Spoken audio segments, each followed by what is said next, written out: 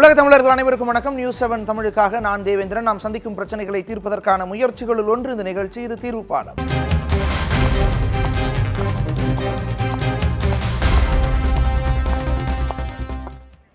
தீர்வுபாலம் நிகழ்ச்சியில் இன்றைய தினம் நாம் பார்க்கக்கூடிய விஷயம் ஜிஎஸ்டி நாடு முழுவதும் ஒரே வரி அப்படின்னு சொல்லி விதிக்கப்பட்டு இன்றோடு ஒரு மாதம் கடந்துவிட்ட நிலையில் என்ன மாதிரியான தாக்கங்களை ஏற்படுத்தியிருக்கு, மக்கள் இதை எந்த அளவுக்கு உள்வாங்கியிருக்காங்க அப்படிங்கிறது குறித்து நாம் பார்க்க போகிறோம். மக்கள் சந்திக்கக்கூடிய பிரச்சனை என்ன ஜிஎஸ்டி சார்ந்து, அல்லது என்ன மாதிரியான குழப்பத்தில் இருக்காங்க அப்படிங்கிறது குறித்து அதெல்லாம் தீர்ப்பதற்காகவும் அந்த குழப்பங்களுக்கான சரியான விளக்கங்களை தருவதற்காகவும் நம்முடைய அரங்கத்திற்கு வணிக வரித்துறை இணை ஆணையர் சரஸ்வதி அவர்கள் இணைஞ்சிருக்காங்க. வணக்கம்மா, உங்களை வரவேற்கிறேன்.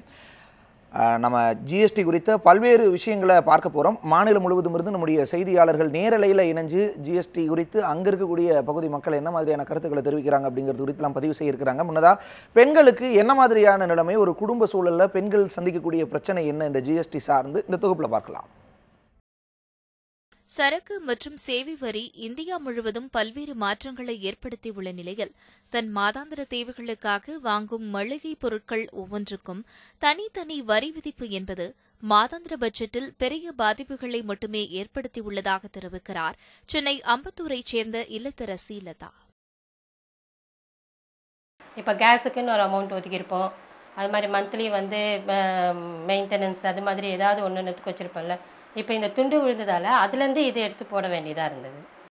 ஆள் உயர நீளத்திற்கு உள்ள பொருட்களுக்கான ரசீதை கண்டதும் அதில் உள்ள விலையும் அதிர்ச்சி அளித்ததாக குறிப்பிடும் லதா, வாங்கிய பொருட்களை சிக்கனமாக பயன்படுத்த திட்டமிட்டுள்ளதாக குறிப்பிடுகிறார். திட்டமிட்ட பட்ஜெட்டை தாண்டி செல்வது தனது சேமிப்புகளில் இருந்து பணத்தை செலவிடுவதாக உள்ளதாக குறிப்பிடுகிறார். லதாவின் குடும்ப செலவு: மளிகை பொருட்கள் ஜிஎஸ்டிக்கு முன்பு 3000 ரூபாய், ஜிஎஸ்டிக்கு பின்பு 4500 ரூபாய். இதர பொருட்கள் ஜிஎஸ்டிக்கு முன்பு 500 ரூபாய், ஜிஎஸ்டிக்கு பின்பு 2500 ரூபாய். மொத்த பட்ஜெட்டில் 2000 ரூபாய் கூடுதல் செலவாகிறது. நாடு முழுவதும் மாற்றமில்லா வரியை விதித்ததன் மூலம் அரசு தங்கள் அன்றாட வாழ்வில் மிகப்பெரிய பாதிப்புகளை மட்டுமே ஏற்படுத்தியுள்ளதாக கூறும் லதா, சிக்கனத்தை கடைபிடிப்பதன் மூலமே ஜிஎஸ்டியில் எதிர்நீச்சல் போட்டு இந்த பிரச்சினைகளுக்கு அவர்கள் தீர்வு காண முடியும் என்று தெரிவிக்கிறார். ஒரே நாடு ஒரே வரி என ஜிஎஸ்டி இந்தியா முழுவதும் அமல்படுத்தப்பட்டிருந்தாலும் மேல்தட்டு மக்களை பெருமளவில் ஜிஎஸ்டி பாதிக்கவில்லை. இருப்பினும் நடுத்தர மக்களுடைய அன்றாட வாழ்வியலை பெருமளவில் ஜிஎஸ்டியின் தாக்கம் இருக்கத்தான் செய்கிறது. ஆடம்பர செலவை சுருக்கி சிக்கன வழியிலை குடும்பத்தை நடத்துவதற்கான முயற்சிகளில் ஈடுபடும் லதா போன்ற இல்லத்தரசிகளின் முயற்சிகள் பாராட்டுக்குரியதே. ஒளிப்பதிவாளர் சரவணனுடன் லாவண்யா, நியூஸ்7 தமிழ், சென்னை. ஒரு குடும்பத்தில் என்ன மாதிரியான சிக்கல் இருக்குது அப்படிங்கிறது குறித்து பார்த்தோம். இந்த மாதிரியான விஷயங்கள், ஒரு நாட்டினுடைய பட்ஜெட்டுக்கு இது பெரிய அளவில் வருவாயை கொண்டு வரக்கூடிய ஒரு வரி. குடும்பத்தில் இருக்கக்கூடிய பட்ஜெட் அப்படிங்கிறதுக்கு இது விலையை அதிகப்படுத்துறது, அல்ல பட்ஜெட் தொகையை அதிகப்படுத்துகிற மாதிரியான சிக்கல் இருக்குன்னு சொல்கிறாங்களே. இந்த இல்லத்தரசி சொன்னதை பார்த்தீங்கன்னா, நம்ம டெய்லி பயன்படுத்துகிற அன்றாட தேவைகளோட பட்ஜெட் தான் அவங்க அதிகமாகிடுச்சுன்னு சொல்கிறாங்க. 2000 ரூபாய் செலவு பண்ணிட்டு இருந்தவங்க அப்போ 4000 ரூபாய் செலவு பண்ணுற மாதிரி இருக்குதுன்னு சொல்கிறாங்க. இங்கே பார்த்தீங்கன்னா ஜிஎஸ்டியை பொறுத்த வரைக்கும் ஏற்கனவே இப்போ வேட் ரிஜிம் ஆகட்டும், சென்ட்ரல் எக்ஸைஸ் ரிஜிம் ஆகட்டும், அதாவது ஜிஎஸ்டிக்கு முன்னாடி என்ன வரி விதிச்சிருந்தாங்களோ அதே வரி விகித பிராக்கெட்டுக்குள்ளே தான் அந்த கமாடிட்டிஸை வச்சுருக்காங்க. ஏற்கனவே வரி இல்லைன்னா ஜிஎஸ்டியிலும் வரி இல்லை. ஏற்கனவே 5% வரி இருந்ததுன்னா அது 5% வரியில் வச்சுருக்காங்க. 12% வரி இருந்ததுன்னா அந்த நியரஸ்ட் பிராக்கெட்டில் தான் வச்சுருக்காங்க. இப்போ என்னென்னா ஜிஎஸ்டிக்கு முன்னாடி நம்ம எவ்வளோ வரி கட்டுறோன்றதே மக்களுக்கு தெரியல. ஏன்னா மறைமுக வரின்றதுனால இன்கம் டேக்ஸ் மாதிரி இன்டைரக்ட் டேக்ஸ் நம்ம எவ்வளோ கட்டுறோன்றதே தெரியல. உதாரணத்துக்கு ஒரு பொருள் எடுத்துக்கிட்டால் உற்பத்தி பண்ணும்போது அவங்க சென்ட்ரல் எக்ஸைஸ் டியூட்டி கட்டி தான் ஒரு ஹோல்சேலரோ ஒரு மேனுஃபேக்சரர் அந்த கூட்ஸை விற்க முடியும். சென்ட்ரல் எக்ஸைஸ் பார்த்தீங்களா ஒரு 12% போடுறாருன்னு வச்சுக்கோங்க. அந்த 12% நமக்கு தெரியாது, அது ப்ரைஸில் இருக்கும். ஆனால் அந்த சென்ட்ரல் எக்ஸைஸுக்கும் சேர்த்து தான் நம்ம வேட் போடுவோம். இப்போ ஜிஎஸ்டியில் என்ன ஆகுதுன்னா சென்ட்ரல் எக்ஸைஸும் வேட்டும் சேர்ந்து ஒரே ஜிஎஸ்டி ஆனதுனால எவ்வளோ ரேட் ஆஃப் டேக்ஸ் நம்ம கட்டிகிட்ருக்கோன்றது இப்போ தான் மக்களுக்கு தெரியுது. அதாவது மறைமுக வரி தான், ஆனால் இப்போ தான் வெளிப்படையாக தெரியுது. ஸோ இப்போ பார்த்தீங்கன்னா இப்போ 12% வரி தான் இப்போ ஒரு பொருளுக்கு இருக்குன்னா, ஏற்கனவே பார்த்தீங்கன்னா வேட்டில் அதுக்கு 12% வரியாக இருந்திருக்கும். சென்ட்ரல் எக்ஸைஸ் ரெண்டையும் சேர்த்து தான் 12% ப்ராக்கெட்டில் அந்த கமாடிட்டியை கொண்டு வந்திருப்பாங்க. இப்போ என்ன பொறுத்த வரைக்கும் என்னென்னா, ஏற்கனவே நம்ம கட்டிட்டு இருக்க வரி தான் இப்போ வந்து வெளிப்படையாக தெரியுது. அதனால தான் வந்து ரேட் ஆஃப் டேக்ஸ் அதிகரிது, இன்க்ரீஸ் ஆயிடுச்சுன்றது மக்கள் மத்தியில் தெரியுது. இது வந்து மக்களுக்கு வந்து ஜிஎஸ்டியை பொறுத்த வரைக்கும் ஒரு விழிப்புணர்வு தான். நம்ம எவ்வளோ ரேட்டு கட்டி ஒரு பொருளை வாங்குறோன்றது இது வரைக்கும் தெரியாமல் இருந்தது. சென்ட்ரல் எக்ஸைஸ் வந்து எவ்வளோ கட்டுறோன்றதே யாருக்கும் தெரியாது. ஆனால் இப்போ சென்ட்ரல் எக்ஸைஸும் வேட்டும் சேர்ந்து ஜிஎஸ்டி ஆனதுனால ஜிஎஸ்டி 12% கட்டுறோம், ஜிஎஸ்டி 5% கட்டுறோம், 18% கட்டுறோன்றது வெளிப்படையாக தெரியுது. அதே மாதிரி இப்போ வந்து மளிகை சாமானை பொறுத்த வரைக்கும் எந்த பொருளுக்குமே வந்து வரியே கிடையாது. பருப்பு, அரிசி, உப்பு, இந்த மாதிரி நம்ம அத்தியாவசியமாக பயன்படுத்தக்கூடிய அத்தனை பொருட்களுக்கும் ஜிஎஸ்டியில் வரி விலக்கு கொடுத்துருக்காங்க. ஆனால் நீங்கள் பிராண்டட் ஐட்டம் போனீங்கன்னு வச்சுக்கோங்களேன், பிராண்டட் வந்து 5% வந்துடுது. அதே குவாலிட்டியில் இருக்கிற ஒரு மளிகை சாமான் சாதாரண கடையில் வாங்கினீங்களா நீங்கள் வரி இல்லாமல் வாங்கலாம். அது இல்லாமல் இந்த சிறு வணிகர்கள் இருக்கிறாங்களே, சிறு வணிகர்கள் தான் மளிகை கடை வச்சுருக்காங்க. அவங்களுக்கு வந்து ஆண்டு வணிகத்தொகை வந்து 75 லட்சம் இருக்கிற போது அவங்க காம்போசிஷன் ஸ்கீமில் 1% கட்டினா போதும். அதனால இப்போ ரேட் ஆஃப் டேக்ஸ் இன்க்ரீஸ் ஆகிருக்குன்னு சொல்ல முடியாது. அதே மாதிரி அந்த ரேட் ஆஃப் டேக்ஸ் வந்து வெளிப்படையாக தெரியறதுனால நமக்கு வந்து 18%ன்றது அதிகமாக தெரியுது, 12% அதிகமாக தெரியுது. ஆனால் இது வரைக்கும் வந்து ஒரு பார்ட் ஆஃப் டேக்ஸை தான் நம்ம பார்த்துட்டு இருந்தோம். சென்ட்ரல் எக்ஸைஸ் பற்றி மக்களுக்கு தெரியவே தெரியாது. வேட் மட்டும்தான். நீங்கள் வந்து ஒரு கடையில் போய் ஒரு பொருளை வாங்கிட்டு பில் பார்த்தீங்கன்னா வேட் மட்டும்தான் உங்களால் பார்க்க முடியும். ஆனால் அதுக்குள்ளே அடங்கியிருக்கிற சென்ட்ரல் எக்ஸைஸை பார்க்க முடியாது. அது இல்லாமல் ஜிஎஸ்டியை பொறுத்த வரைக்கும் அந்த கேஸ்கேடிங் எஃபெக்ட்னு சொல்லுவாங்கள்ல, வரி மேலே வரி விதிக்கிறது. வரி மேலே வரி விதிக்கும் போது அதுக்கான இன்ஃப்ளேஷன் இருக்க தான் செய்யும். ஆனால் ஜிஎஸ்டியில் வந்து அந்த கேஸ்கேடிங் எஃபெக்ட் வந்து கம்ப்ளீட்டாக எலிமினேட் பண்ணியிருக்காங்க. ஏன்னா முதல்ல வந்து சென்ட்ரல் எக்ஸைஸ் வந்து சென்ட்ரல் கவர்மெண்ட்டோட லெவி, வேட் வந்து ஸ்டேட் கவர்மெண்ட்டோட லெவி. ரெண்டுக்கும் கிரெடிட் எடுத்துக்கவே முடியாது. ஏன்னா வேறு அந்த அட்மினிஸ்ட்ரேஷனே வேறு. பட் இப்போ வந்து சென்ட்ரல் எக்ஸைஸும் வேட்டும் ஒன்றா சேர்ந்ததுனால நீங்கள் வந்து அந்த டிஃப்ரென்ஸே கிடையாது. எப்படினாலும் கிரெடிட் எடுத்துக்கலாம். ஒரு உதாரணத்துக்கு சொல்கிறேன், அந்த கேஸ்கேடிங் எப்படி இல்லைன்னு சொல்லிட்டு. ஃபார் எக்ஸாம்பிள் சென்ட்ரல் எக்ஸைஸ் வந்து ஒரு 10%ன்னு வச்சுக்கலாம். இப்போ வேட் வந்து 10%, ஒரு கால்குலேஷனுக்காக ஈஸியாக சொல்லலாம். இப்போது அந்த சென்ட்ரல் எக்ஸைஸ் வந்து அந்த பொருளோட விலையில் இருக்குது, நமக்கு தெரியல. இந்த 10% நீங்கள் வேட்டு போடும்போது, நீங்கள் சென்ட்ரல் எக்ஸைஸ் 10%, அதுக்கு மேலே 10% வேட்டு போடும்போது எவ்வளோ வருது? நீங்கள் அல்டிமேட்டாக கட்ட வேண்டியது 21 ரூபா ஆகுது. டேக்ஸு 21 ரூபா ஆகுது. ஆனால் இப்போ ஜிஎஸ்டி சிஸ்டமில் என்ன பண்ணியிருக்காங்கன்னா, இப்போ சென்ட்ரல் எக்ஸைஸ் 10%, வேட் 10%, 20% ஏற்கனவே கட்டியிருக்காங்கன்னா அதை கண்டிப்பாக 18% ப்ராக்கெட்டில் தான் வச்சுருக்காங்க. ஸோ அப்போ நீங்கள் சொல்கிறது படி பார்த்தா நமக்கு வந்து வீட்டு உபயோக பொருட்கள் வாங்கும் பொழுது விலை குறைஞ்சிருக்கணும். ஆமாம். இப்போ ஆனால் இல்லைன்னு சொல்கிறாங்களே. உதாரணத்துக்கு நம்ம இப்போ பார்க்கக்கூடிய தொகுப்பில் கூட அந்த மாதிரியான விஷயங்களை தான் பதிவு செஞ்சுருக்காங்க. நம்முடைய செய்தியாளர்கள் கோவையிலிருந்து ஷெர்லி மற்றும் சேலத்திலிருந்து ரியாஸ் 2 பேரும் இணைஞ்சிருக்காங்க. அவங்கள்ட்ட அந்த பகுதியில் இருக்கக்கூடிய நிலவரங்களை நம்ம அறிய இருக்கிறோம். ஆனால் அதற்கு முன்பாக நம்ம குறிப்பிட்டிருந்த இந்த வீட்டு உபயோகப் பொருட்களினுடைய நிலை என்ன இந்த தொகுப்பில் பார்க்கலாம். ஒரே நாடு ஒரே வரி என்ற அடிப்படையிலான ஜிஎஸ்டி ஜூலை 1ஆம் தேதி அமல்படுத்தி தற்போது 1 மாதமாகியுள்ளது. இந்த வரி விதிப்பினால் வீட்டு உபயோகப் பொருட்களின் விலை அதிகரித்த நிலையில் இன்று வரை அந்த விலை உயர்வின் தாக்கம் பொதுமக்களை பெரிதும் பாதித்துள்ளது. குறிப்பாக இந்த ஆடி மாதத்தில் பெரும்பாலான கடைகளில் தள்ளுபடி விற்பனை இருந்தாலும் பொதுமக்களின் கூட்டம் இல்லாமல் கடைகள் வெறிச்சோடி இருப்பதை பார்க்க முடிந்தது. விலை வந்து ஜிஎஸ்டிக்கு முன்னால் குறைவாக தெரிஞ்சுது. ஆனால் அப்பொழுது கையில் பணம் இல்லாதனால கொஞ்சம் ஒரு மாதம் கழித்து வாங்கலான்னு நாங்கள் எதிர்பார்த்துட்டு இருந்த ஜிஎஸ்டி வரியை எதிர்பார்க்கல. அது இந்த ஜிஎஸ்டி வரி விதித்தனால எங்களுக்கு 2800 ரூபா அதிகமாக ஆகிவிட்டது. ஆகவே எப்படி இருந்தாலும் தேவைப்படுது. அதனால் கண்டிப்பாக வாங்க வேண்டிய சூழ்நிலை திரும்ப வந்து அதே விலைக்கு வாங்கி கொண்டோம் ஜிஎஸ்டி வரினால். அது ரொம்பவும் எங்களுக்கு கொஞ்சம் பாரமாக கடினமாக இருக்கிறது. இந்த விலை ஏற்றம் வந்து பாதிக்கிறது ஏழை நடுத்தர மக்களை. ஜிஎஸ்டி அமல்படுத்துவதற்கு முன்பு இரவு வரை தீபாவளியின் போது விற்பனை எந்த அளவிற்கு இருக்குமோ அந்த அளவில் இருந்ததாகவும், ஆனால் அதற்கு பிறகு மிகப்பெரிய அளவில் விற்பனை பாதிக்கப்பட்டுள்ளதாகவும் கூறிய விற்பனையாளர்கள் கடந்த ஆண்டை ஒப்பிடுகையில் 40% விற்பனை பாதிக்கப்பட்டுள்ளதாக தெரிவிக்கின்றனர். ஜிஎஸ்டி எப்போ வந்ததோ வரப்போகுதுன்னு சொன்ன டைம் எங்களோட பிஸ்னஸ் பார்த்தீங்கன்னா எவ்ரி இயர் ஒன்ஸ் தான் வந்து நல்ல பீக்காக இருக்கும். அது எப்போன்னு பார்த்தீங்கன்னா தீபாவளி டைம் தான் வந்து எங்களுக்கு பிஸ்னஸ் வந்து கம்பேர் பண்ணும்போது மற்ற 11 மந்த்தை விட அந்த 1 மந்த் பீக் சேலாக இருக்கும். பட் இந்த ஜிஎஸ்டின்னு ஒன்று கொண்டு வந்தப்போ பிஃபோர் என்றைக்கு 1ஆம் தேதி ஜூலை 1 வந்து ஜிஎஸ்டி அனௌன்ஸ் பண்ணாங்க. 30th May we are done.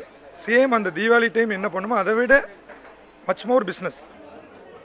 பொருட்கள் வாங்க வரும் பொதுமக்களுக்கு விலை உயர்வை பற்றி சொன்னால் சிலருக்கு புரிவதில்லை என்று தெரிவிக்கும் விற்பனையாளர்கள் பொதுமக்களுக்கு ஜிஎஸ்டியால் எந்தெந்த பொருட்களுக்கு விலை உயர்ந்திருக்கிறது என்பது குறித்த விழிப்புணர்வை அரசு ஏற்படுத்துவது மட்டுமல்லாமல் பொதுமக்கள் அதிகம் பயன்படுத்தும் பொருட்களான டிவி, ஃப்ரிட்ஜ், மிக்சி உள்ளிட்ட சில பொருட்களுக்கு வரியை சற்று குறைத்தால் நன்றாக இருக்கும் என தெரிவித்தனர். நடுத்தர மக்கள் இருக்காங்க, ஐஎன் பீப்புள்ஸ் இருக்காங்க, பெரிய ஆளுங்களால ஏற்றுக்க முடியும், சின்ன மக்கள்னால ஒரு நடுத்தர மக்கள்னால ஏற்றுக்க முடியாது. நான் என்ன சொல்கிறேன்னா, ஒன்றும் விழிப்புணர்வு, ஒரு அவேர்னஸ் கொண்டு வரலாம். ஜிஎஸ்டி இதுதான், இது நமக்கு பெனிஃபிட்ஸ் இருக்குன்னு நீங்கள் ஏதோ ஒரு அவேர்னஸ் கொண்டு வரலாம், மக்கள்கிட்ட கொண்டு வரலாம். அதர்வைஸ் இன்னொன்று என்ன சொல்லணும்னா, ஒரு ரிக்வெஸ்ட், டேக்ஸை கம்மி பண்ணால் கொஞ்சம் நல்லாயிருக்கும், எங்களோட பிஸ்னஸும் கொஞ்சம் இம்ப்ரூவ் ஆகும். எந்த அளவிற்கு வரியினால் பொருட்களின் விலை அதிகரித்துள்ளதோ அதே அளவிற்கு ஒரு தனிநபரின் வருமானம் மற்றும் சம்பள உயர்வு இருந்தால் மட்டுமே வரும் காலங்களில் வீட்டு உபயோகப் பொருட்களை வாங்க மக்களின் மீதான ஆர்வம் அதிகரிக்கும் என்பதே அனைவரின் கருத்தாக உள்ளது. ஜிஎஸ்டி வரி விதிப்பினால் என்னதான் வீட்டு உபயோகப் பொருட்களின் விலை அதிகரித்தாலும் அந்த பொருளின் மீதான தேவை, அதன் மீதான ஆசை, என்னதான் விலை இருந்தாலும் அந்த பொருளை வாங்கக்கூடிய நிலைக்கு மக்கள் மாறிவிடுவார்கள் என்பதை நம்மால் இங்கு நேரடியாகவே பார்க்க முடிகிறது. நியூஸ் 7 தமிழுக்காக ஒளிப்பதிவாளர் ரமேஷுடன் பிரசாந்த். குடும்பத்தோட பட்ஜெட்டில் வீட்டு உபயோக பொருட்கள் அப்படிங்கிறது ரொம்ப முக்கியமான பங்கு வகிக்குது. இந்த சூழலில் வீட்டு உபயோக பொருட்களினுடைய விலை அப்படிங்கிறது இயல்பாகவே உயர்ந்திருக்கிறத பார்க்க முடியுது. ஜிஎஸ்டிக்கு முன்பு பெரிய அளவில் சேல் நடந்தது, நம்ம இந்த தொகுப்புலேயே நம்ம அதை பதிவு செய்ய முடியுது. இந்த நிலைமை அப்படிங்கிறதும் குடும்பத்தோட பட்ஜெட்டை பாதிக்கக்கூடிய ஒரு விஷயம் தானே? கண்டிப்பாக இதை பார்க்கும்போது ஃபேமிலி பட்ஜெட் அஃபெக்ட் ஆகுதுன்னு சொல்கிறாங்க. பட் நம்ம இப்போ பொதுமக்கள் தெரிஞ்சுக்க வேண்டியது என்னென்னா, இது வரைக்கும் நமக்கு எவ்வளோ டேக்ஸ் கட்டியிருந்தோன்ற விழிப்புணர்வு இல்லை. ஆனால் இப்போ ஜிஎஸ்டியில் நீங்கள் 28% சொல்கிறது வந்து ஏற்கனவே நீங்கள் 26% இல்லை 27% கட்டியிருப்பீங்க. அதுதான் இப்போ உங்களுக்கு வந்து வெளிப்படையே 28% தெரியுது. இப்போ ஜிஎஸ்டியில் எவ்வளோ பெனிஃபிட்ஸ் இருக்குது வணிகர்களுக்கு. அவங்க வந்து ஐடிசி எடுத்துக்கலாம். ஐடிசி எடுக்கும்போது இதுக்கு முன்னாடி வந்து நீங்கள் குட்ஸுக்கு டேக்ஸ் கட்டியிருந்தீங்கன்னா அந்த குட்ஸ் விற்கும்போது என்ன டேக்ஸ் கட்டுறீங்களோ அதுக்கு மட்டும் தான் கிரெடிட் எடுத்துக்க முடியும். சர்வீஸ் டேக்ஸ் கட்டியிருந்தீங்களா அந்த சர்வீஸ் டேக்ஸை வந்து கூட்ஸுக்கு வந்து அட்ஜஸ்ட் பண்ணிக்க முடியாது. இப்போ வந்து service tax, goods, central exercise எல்லாமே ஜிஎஸ்டியில் சேர்ந்ததுனால நீங்கள் சர்வீஸ் டேக்ஸ் கட்டியிருந்தாலும் அது வந்து நீங்கள் கூட்ஸ் விற்கும்போது நீங்கள் கிரெடிட் எடுத்துக்கலாம். ஐடிசி பெனிஃபிட் வந்து ஜிஎஸ்டியில் ரொம்பவே இருக்குது. அது இல்லாமல் இது ஜிஎஸ்டியை பொறுத்த வரைக்கும் லாஜிஸ்டிக்ஸ் காஸ்ட் வந்து ரொம்ப குறைஞ்சிருக்கு. Check post all over India 22 border check post இருந்தது. அந்த 22 பார்டர் செக் போஸ்ட்டுமே அந்த மிட் நைட்லேயே வந்து க்ளோஸ் பண்ணிட்டாங்க. ஏன்னா ஒரு ஒன் மார்க்கெட்டுன்றோட கான்செப்ட் அதுதான். எந்த இடத்துலையுமே வந்து ஒரு இன்ட்ரன்ஸ் இருக்கக்கூடாதுன்றதுனால லாஜிஸ்டிக் காஸ்ட் குறைஞ்சிருக்கு. இதெல்லாம் ஓவராலாக பார்க்கும்போது உங்களுக்கு இன்புட் காஸ்ட் குறையணும். இப்போ வணிகர்கள் தான் வந்து ஜிஎஸ்டியோட பெனிஃபிட்ஸை வந்து மக்களுக்கு பாஸ் ஆன் பண்ணணும். அது பாஸ் ஆன் பண்ணாமல் ரேட் இன்க்ரீஸ் ஆனதால தான் விலை ஏறுதுன்னு சொல்கிறது வந்து ஏற்றுக்க முடியாத ஒரு. நிச்சயமா நீங்கள் குறிப்பிட்ட அந்த கருத்துக்களை வணிகர்கள் எப்படி பார்க்குறாங்க அப்படிங்கிறது குறித்து கேட்கலாம். நம்முடைய கோவை செய்தியாளர் வணிகர்களோடு இணைஞ்சிருக்காங்க, குறிப்பாக வெட் கிரைண்டர் உற்பத்தியாளர்களோடு இணைஞ்சிருக்காங்க. ஷெர்லி ஒரு விஷயத்தை குறிப்பிடுறாங்க, இது வந்து வணிகர்களுக்கு தான் அதிக பெனிஃபிஷரியாக இருக்கக்கூடிய ஒரு அம்சமாக இருக்குது. ஏன்னா அவங்களுக்கு வந்து ஒரே வரிங்கிறது நிச்சயமாக ஒரு லாபகரமானதாக இருக்கும் அப்படின்னு சொல்கிறாங்க. அதே நேரத்தில் இவ்வளவு நாள் நம்ம கட்டிட்டு இருந்த வரி தான் இன்னைக்கு வந்து மறைமுகமாக இல்லாமல் நேரடியாக கட்டுறோம், நமக்கு தெரிய வந்திருக்கு அப்படிங்கிற ஒரு விஷயத்த சொல்கிறாங்க. இதை எப்படி பார்க்குறாங்க உற்பத்தியாளர்கள்? வணக்கம் தேவேந்திரன். தொழில் நகரமான கோவையின் முக்கிய அடையாளமாக திகழ்வதே இங்கே வெட் கிரைண்டர் தயாரிப்பு தான். குறிப்பாக பார்த்தோன்னா இந்தியாவில் தயாரிக்கப்படக்கூடிய வெட் கிரைண்டர்ஸில் 95% வெட் கிரைண்டர்ஸ் நம்ம கோவையிலிருந்து தான் தயாரித்து பல்வேறு மாநிலங்களுக்கு அனுப்பி வைக்கப்படுகிறது. இதில் குறிப்பாக பார்த்தோன்னா கோவையில் இருக்கக்கூடிய, அதாவது அந்த தயாரிப்பாளர்களில் கிட்டத்தட்ட 98% மேலானோர் பார்த்தோன்னா 1.5 கோடிக்கு குறைவாக தான் தொழில் செய்கிறாங்க. அதாவது சிறு குறு தொழிலாளர்கள் தான். இந்த சிறு குறு உற்பத்தியாளர்கள் பார்த்தோன்னா சுமார் 5% வரி மட்டுமே செலுத்தி இந்த கிரைண்டர்கள்லாம் தயாரிச்சுட்டு வந்திருந்தாங்க. ஆனால் தற்பொழுது அவங்களுக்கு விதித்திருக்கக்கூடிய வரி என்பது பார்த்தோன்னா 28% இருக்குது. அதாவது சிறு குறு தொழிலாளர்களாக தான் இவங்க இருந்தாங்க. அவங்களுக்கு அப்போ வந்து வேட் வரி மட்டும்தான் செலுத்திட்டு வந்துட்டு இருந்தாங்க. அதனால 5% தான் இருந்தது. தற்போது அந்த எக்ஸஸ் வரி வந்துட்டு கோவையை பொறுத்த வரைக்கும் 1% பேர் தான் எக்ஸஸ் வரி செய்துட்டு வந்த அந்த கிரைண்டர் உற்பத்தியாளர்கள் இருந்தாங்க. ஆனால் அப்படி பார்த்தோன்னா அவங்க 12.5% எக்ஸஸ் வரி இருந்தது, 5% வேட் வரி இருந்தது. மொத்தத்தை சேர்த்தா கூட 17.5% தான் வரி. ஆனால் இப்போ இவங்களுக்கு விதிக்கப்பட்டிருக்க வரிங்கிறது 28% இருக்கு. இதனால இந்த கிரைண்டர் உற்பத்தி, அதாவது கோவையின் கோட்டையா திகழ்ந்தது அந்த கிரைண்டர் உற்பத்தி, இது முடங்கி இருக்க சூழலா ஏற்பட்டு இருக்கு அப்படின்னு கிரைண்டர் தயாரிப்பாளர்கள் நம்ம தெரிவிச்சிருக்காங்க. தொடர்ந்து அவர்களிடம் பேசலாம். சார் வணக்கம். இந்த ஜிஎஸ்டி வரி விதிப்பின் காரணமாக இந்த 1 மாத காலமாக இந்த கிரைண்டர் உற்பத்தி, இந்த கிரைண்டர் தொழில் எப்படி இருந்தது? ஏதாவது பாதிப்புகளை சந்திச்சிருந்தீங்களா? அதை பத்தி சொல்லுங்க. ஆமாம் மேடம், இது உற்பத்தி வந்து ரொம்ப பாதிச்சிருக்கு. போன மாதத்துக்கு இது ஒரு 80% உற்பத்தி குறைவாக தான் இந்த தடவை சேல் பண்ணியிருக்கோம். போன தடவை நாங்கள் ஒரு 10 பில்லுலாம் பண்ணியிருந்தோன்னா இந்த மாதம் வந்து 2 பில்லு தான் பண்ண முடிஞ்சு. 2 டீலர் தான் வாங்கியிருக்காங்க. அதுலேருந்து பார்த்து தெரியுது நமக்கு ஒரு 80% பிஸ்னஸ் இந்த மாதம் கம்மியாயிருச்சு. அதனால் எங்களோட தொழிலாளர்களே நாங்கள் குறைக்க வேண்டியதாக போச்சு. நம்ம கம்பெனியில் நம்ம மாதிரி நிறைய கம்பெனிங்களில் நிறைய தொழிற்சாலைகளே மூடியிருக்காங்க. 10-20 நாள் லீவுலாம் கொடுத்துருக்காங்க. நம்ம வந்து ஒரு 20 பேர் வேலை செஞ்சுட்டு இருந்த இடத்துல நம்ம ஒரு 5 பேரை வச்சு நம்ம ரன் பண்ணிகிட்ருக்குறோம். வேலை மறுபடியும் பழைய நிலைமைக்கு வந்தது பின்னால் அந்த தொழிலாளர்களை மீண்டும் அழைக்கிறோன்னு சொல்லி அனுப்பியிருக்கோம். அது மாதிரியான ஒரு சூழ்நிலை தான் இருக்குது. ஏன்னா டீலர்கிட்ட வந்து போன மாதம் விற்ற கிரைண்டரை விட இந்த மாதம் நம்ம பில் போடுற கிரைண்டரு 1000 ரூபாய் அதிகமாக இருக்குது. அதனால் விற்பனை ரொம்ப சரிஞ்சு இருக்குது. நம்மகிட்ட டீலர் கேட்க மாட்டேங்கிறாங்க. வாங்குகிற என்கொயரி ரொம்ப கம்மியாக இருக்குது. அதுதான் இந்த நிலைமை தான் எல்லா நிறுவனங்கள்லையுமே கோயம்புத்தூர் தொடர்ந்து இருந்துகிட்டு இருக்குங்கிறத நான் உங்கள்கிட்ட சொல்கிறேன். தற்போது தேவேந்திரன் அவர் குறிப்பிட்டது போல பார்த்தோன்னா கிட்டத்தட்ட இங்கே 80 முதல் 90% இங்கே வந்துட்டு தொழிலானது நடைபெறவில்லைன்னு இவங்க குறிப்பிட்டிருக்காங்க. அது மட்டும் இல்லாமல் கிட்டத்தட்ட இவர்கிட்ட இருந்த பணியாளர்களுக்கே இங்கே வேலை இல்லாத காரணத்தினால பல பேரை வேலை இல்லைன்னு சொல்லி வீட்டுக்கு அனுப்பிவிட்டதாகவும் இவங்க தெரிவிச்சிருக்காங்க. இதனால தொழிலாளர்கள், உற்பத்தியாளர்கள் என இந்த கிரைண்டர் தொழிலை சார்ந்து இருக்கவங்க பல விதமாக பாதிக்கப்பட்டிருக்காங்க. தேவேந்திரன், நிச்சயமா ஷெர்லி, தொடர்ந்து இணைந்திருங்க. மீண்டும் இணைகிறோம். நம்ம குறிப்பிட்டிருந்த விஷயம், இவ்வளோ நாள் கட்டின வரி தான் கட்டுறாங்க. இருக்கிற வரி ரொம்ப நியரஸ்ட்டில் இருக்கக்கூடிய பிராக்கெட்டில் தான் வைப்பாங்கன்னு 17.5% வரி இவ்வளோ நாள் கட்டிட்டு இருந்தாங்க. இப்போ 28% வரி கட்ட வேண்டியது. கிட்டத்தட்ட 80% தொழில் சரிஞ்சிருக்கு. 4ல் 3 பங்கு தொழிலாளர்கள் வேலை இழந்திருக்காங்க. பெரிய பாதிப்பு. இந்த மாதிரி சூழ்நிலையில் இப்போ வேட் வந்து 5% கட்டியிருப்பாங்க. சென்ட்ரல் எக்ஸைஸ் 12.5 கட்டுன்னு தான் சொல்கிறாங்க. ஸோ நியரஸ்ட் பிராக்கெட் வந்து 18% வந்து 28% வச்சுட்டாங்கன்னு சொல்லும்போது இந்த மாதிரி பிரச்சனையை வந்து ஜிஎஸ்டி கவுன்சில் நாலேஜை கொண்டு போனால் நிச்சயமாக இதுக்கான ஒரு சுமூகமான தீர்வு கிடைக்கும். ஏன்னா இப்போது ஜிஎஸ்டி ரேட் ஃபைனலைஸ் பண்ணதுக்கப்புறம் கூட நிறைய கமாடிட்டியோட ரேட்டு குறைச்சிருக்காங்க. அந்த பொதுமக்களின் கருத்து, அப்புறம் வணிகர்களின் கருத்து, இதெல்லாமே வந்து கவனத்தில் எடுத்துக்கிட்டு ஜிஎஸ்டி கவுன்சில் ரேட் ஆஃப் டேக்ஸை குறைச்சிருக்காங்க. இந்த மாதிரி ஒரு சூழ்நிலையில் இந்த மாதிரி ஒரு விஷயம் ஜிஎஸ்டி கவுன்சில் நாலேஜை கொண்டு போனால், ஆனால் இது வந்து தமிழ்நாடு அரசின் பரிசீலனையில் இருக்குது. தமிழ்நாடு அரசு சார்பாகவும் இந்த விஷயம் வந்து ஜிஎஸ்டி கவுன்சில் நாலேஜுக்கு கொண்டு செல்லப்பட்டிருக்கு. இது வந்து இப்போ ஆகஸ்ட் 5ஆம் தேதி ஜிஎஸ்டி கவுன்சில் மீட்டிங் நடக்க போதில்லை. அந்த மீட்டிங்கில் நிச்சயமாக இதுக்கு ஏற்கனவே ஜிஎஸ்டி கவுன்சில் நாலேஜ் கொண்டு போயிருக்கிற அத்தனை இஷ்யூக்கும் ஒரு நல்ல சுமூகமான தீர்வு கண்டிப்பாக. ஏன்னா இவங்க மட்டும் இல்லை, இதே மாதிரி ஜவுளித்துறையை சார்ந்தவங்களும் சொல்கிறாங்க. சிறு சிறு உற்பத்தியாளர்கள், சிறு குறு உற்பத்தியாளர்கள் நிறைய பேர் இந்த மாதிரியான பிரச்சனையை வந்து முன்வைக்கிறாங்க. ஜிஎஸ்டி கவுன்சில் வந்து இதற்கு முன்பு கிட்டத்தட்ட 10 முறைக்கு மேலே கூடி இருக்கு. அதில் எல்லாம் இந்த விஷயம் எப்படி கருத்தில் கொள்ளப்படாமல் போயிருக்கும், தவிர்க்கப்பட்டிருக்குமா, அல்லது என்ன மாதிரியான சூழல்ங்கிற கேள்விகள் எல்லாம் அவங்க முன்வைக்கிறாங்க. வேலை நிறுத்தம்லாம் செய்கிறாங்களே. இப்போது இது ஜிஎஸ்டி ரேட்டை பார்த்தீங்கன்னா ஆல் ஓவர் இந்தியா அடிப்படையில் தான் வந்து ஃபிக்ஸ் பண்ணியிருக்காங்க. தமிழ்நாட்டில் 5% வரியாக இருந்திருக்கலாம். இதே வெட் கிரைண்டருக்கு வந்து வேறு ஸ்டேட்டில் வந்து 14% வரியாக இருந்திருக்கலாம், 12% இருந்திருக்கலாம், 14% இருந்திருக்கலாம். இப்போ தமிழ்நாட்டில் வந்து நம்ம நிறைய கன்செஷன்ஸ் கொடுத்துட்டு இருந்தோம். 14% வரி இருக்கிற ஒரு பொருளுக்கு வந்து 5% வரி போடுவாங்க, இல்லாட்டி வரியே இல்லைன்னு சொல்லுவாங்க.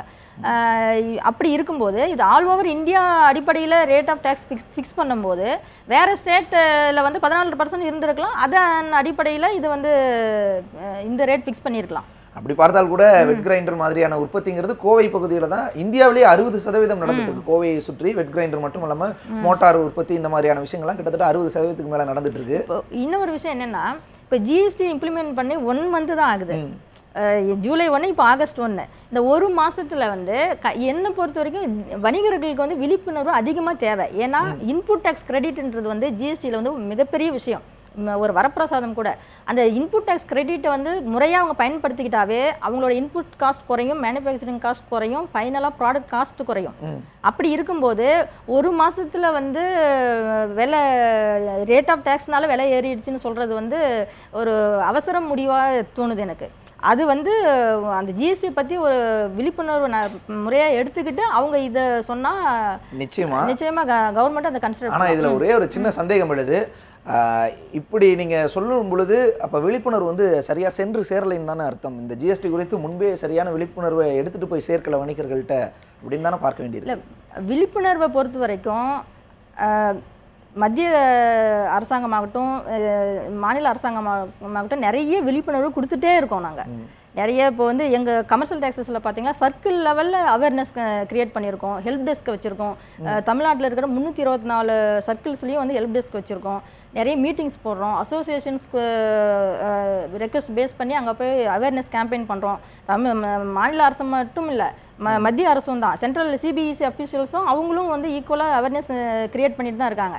என்னென்னா ஜிஎஸ்டியில் வந்து கம்ப்ளைண்ட்ஸ் ரேட்டிங் வந்து அதிகம், டிரான்ஸ்பரன்சி இருக்குது. டிரான்ஸ்பரன்சின்ற ஒரே ஒரு காரணத்துக்காக தான் இது வந்து இப்படி ஒரு குழப்பம் இருக்குன்றது நான் கிட்டத்தட்ட 80% சரிவு ஒரே தொழில் அப்படிங்கிறதுக்கெல்லாம் ஒருவேளை இந்த வெளிப்படைத்தன்மை கூட காரணமாக இருக்கலாம். தொடர்ந்து இந்த ஜிஎஸ்டியால் என்னென்ன மாதிரியான பொருட்களினுடைய விலை குறைந்திருக்கு, என்னென்ன மாதிரியான பொருட்களினுடைய விலை உயர்ந்திருக்கு அப்படிங்கிறது குறித்து சில விவரங்களை பார்க்கலாம். நம்ம சேகரித்த விவரங்களின் அடிப்படையில் விலை குறைந்த பொருட்கள்னு பார்க்கும் பொழுது அதில் இந்த cornflakes, toothpaste, soap, hair oil மாதிரியான விஷயங்கள்லாம் வந்து விலை குறைந்திருக்கு. ஐஸ்கிரீம், பாலாடையெல்லாம் கூட விலை குறைந்திருக்கு. அதே போல் விலை மாற்றமில்லா பொருட்கள் அப்படின்னு பார்க்கும் பொழுது பால், காய்கறிகள் மற்றும் பழங்கள், பிரெட், பாஸ்மதி அரிசி, ஆட்டா, ஷூஸ் வகைகள், இந்த மாதிரியான விஷயங்கள்லாம், அதே போல் மின்சாரத்துக்கெல்லாம் வந்து விலை வந்து எந்த மாற்றமும் இல்லை அப்படிங்கிற ஒரு விஷயம் நம்ம இதிலேருந்து பார்க்கலாம். விலை உயர்ந்த பொருட்கள் அப்படின்னு பார்க்கும் பொழுது விலை மாற்றமில்லா பொருட்களில் பாஸ்மதி அரிசி, ஆட்டா இந்த மாதிரியான வகைகள்லாம் இருக்குது. விலை உயர்ந்த பொருட்கள்னு பார்க்கும் பொழுது கூல்ட்ரிங்க்ஸு, சுவிங்கம், சாக்லேட், ஷாம்பு இந்த மாதிரியான விஷயங்கள்லாம் விலை உயர்ந்திருக்கு. அதே போல் காஸ்மெட்டிக்ஸ் பொருட்களினுடைய விலை அதிகமாக இருக்குது. டிவி, ஃப்ரிட்ஜ் மாதிரியான வீட்டு உபயோகப் பொருட்களினுடைய விலை வந்து உயர்ந்திருக்கு. நாற்காலிகள், வாட்சுகள், அதில் குறிப்பாக வங்கி சேவைகள் இதெல்லாம் வந்து அதிகமாக இருக்குது. விளம்பர சேவைகள், இந்த மாதிரி சேவைத்துறை சார்ந்த விஷயங்கள்லாம் வந்து விலை உயர்ந்த பொருட்களினுடைய இதாக பார்க்கலாம். அதே மாதிரி சமையல் எண்ணெய் இந்த மாதிரியான விஷயங்களும் விலை அதிகமாக இருக்கிற ஒரு சூழலை பார்க்க முடியுது. அதே போல் ரெஸ்டாரண்ட் சேவைகள், உணவகங்களினுடைய சேவைகளினுடைய விலையும் அதிகரிச்சிருக்கு. ஒரு குடும்பம் வந்து குடும்பத்தினுடைய பட்ஜெட்டில் இந்த மாதிரியான விஷயங்கள்லாம் நம்ம பேசிட்டோம். ஆனால் ஒரு பெரிய நகரங்களில் தொலைதூரங்களில் இருந்து கல்விக்காகவும் அல்லது வேலைக்காகவும் வந்து எவ்வளோ லட்சம் இளைஞர்கள் சென்னையிலேயே தங்கியிருக்கிறாங்க. அந்த மாதிரியானவங்களுக்கு ஹோட்டல் அப்படிங்கிறது ரொம்ப முக்கியமான விஷயமா இருந்துச்சு. 100 ரூபாய்க்கு இருந்த உணவுப் பொருட்கள் திடீர்னு 118 ரூபா இருக்குங்கிறது அவங்களுக்கான ஒரு பெரிய பாதிப்பாகவே பார்க்கலாம். அந்த மாதிரியான பாதிப்பு எப்படி ஏற்பட்டுச்சு? ஏன்னா இது வரைக்கும் ஜூலை 1ஆம் தேதிக்கு முன்னாடி வரைக்கும் ஒரு விலை, அதற்கு பிறகு ஒரு விலை அப்படிங்கிறது என்ன மாதிரியான பாதிப்பை ஏற்படுத்தும்? இது ஏன்? அதுதான் இதுக்கும் வந்து ஒரே ஒரு பதில் தான். ஜிஎஸ்டியால் வந்து ரேட்டு அதிகமாகவே இல்லை. வணிகர்கள் வந்து அவங்களோட அந்த ப்ராடக்ட் காஸ்ட்டை குறைக்கணும். ஏன்னா இதுக்கு முன்னாடி பார்த்தீங்கன்னா வேட்ல வந்து இப்போ ஒரு ரெஸ்டாரண்ட்டுக்கு போனோம்னா சர்வீஸ் டேக்ஸ் 6% இருக்கும். வேட் பார்த்தீங்கன்னா அவங்க காம்போசிஷனில் இருந்தாங்கலாம் வேட் வந்து 2%ல் இருக்கும். ஸோ அடிப்படையாகவே 8% அவங்க கட்டுற மாதிரி இருக்கும். இப்போ வந்து ரெஸ்டாரண்ட்ஸை பொறுத்த வரைக்கும் எந்த சேவைகளுக்கும், அதாவது எந்த சர்வீஸுக்குமே காம்போசிஷன் ஸ்கீம் கொடுக்கல. ஆனால் உணவகங்களுக்கு மட்டும்தான் வந்து ஜிஎஸ்டியில் அந்த காம்போசிஷன் ஸ்கீம் கொடுத்துருக்காங்க. ஸோ 75 லட்சம் வரைக்கும் ஒரு ஆண்டு வணிகம் இருக்கிற ஒரு ரெஸ்டாரண்ட்டு ஃப்ளாட் ரேட்டு 1% கட்டிட்டு போகலாமே. நிச்சயமா இந்த ஜவுளித்துறை சார்ந்து தொடர்ச்சியாக போராட்டங்கள் கூட நடந்துச்சு. அந்த செக்டார்லேயும் வந்து சரியான விழிப்புணர்வு ஏற்படுத்தப்படலையா, அல்லது என்ன மாதிரியான புரிதல் குறைபாடு அங்கே இருக்குன்னு நினைக்கிறீங்க? தமிழ்நாட்டை பொறுத்த வரைக்கும் டெக்ஸ்டைல் செக்டரில் நம்ம வந்து இது வரைக்குமே எக்ஸம்ஷன் தான் கொடுத்துருந்தோம். இப்போ ஜிஎஸ்டியில் வந்து 5% வரியில் வருது. இப்போது ஜிஎஸ்டியில் வந்து ஏற்கனவே சொன்ன மாதிரி அந்த ரேட் ஆஃப் டேக்ஸ் வந்து ஆல் ஓவர் இந்தியா ஒரே ஒரு வரி தான். ஒரு பொருளை எடுத்துக்கிட்டால் அதுக்கு தமிழ்நாட்டில் 5%னா அது அஸ்ஸாம்லேயே 5% தான். ஸோ இப்போ தமிழ்நாட்டில் வந்து நம்ம எக்ஸம்ஷன் கொடுத்துருந்தோம். இப்போ ஜிஎஸ்டியில் வந்து சென்ட்ரல் எக்ஸைஸ் டியூட்டியையும் கணக்கில் எடுத்துக்கிட்டு தான் 5% ஃபிக்ஸ் பண்ணியிருக்காங்க. இப்போது இது வரைக்குமே வந்து அவங்களுக்கு எக்ஸம்ஷன் கொடுத்ததுனால அவங்க ரெஜிஸ்ட்ரேஷன் ப்ரொசீஜர் அந்த டேக்ஸ் நெட்டுக்கே வரல. ஸோ இப்போ இங்கே வந்து கம்ப்ளைண்ட்ஸ் ப்ராப்ளம் தான் இருக்குது.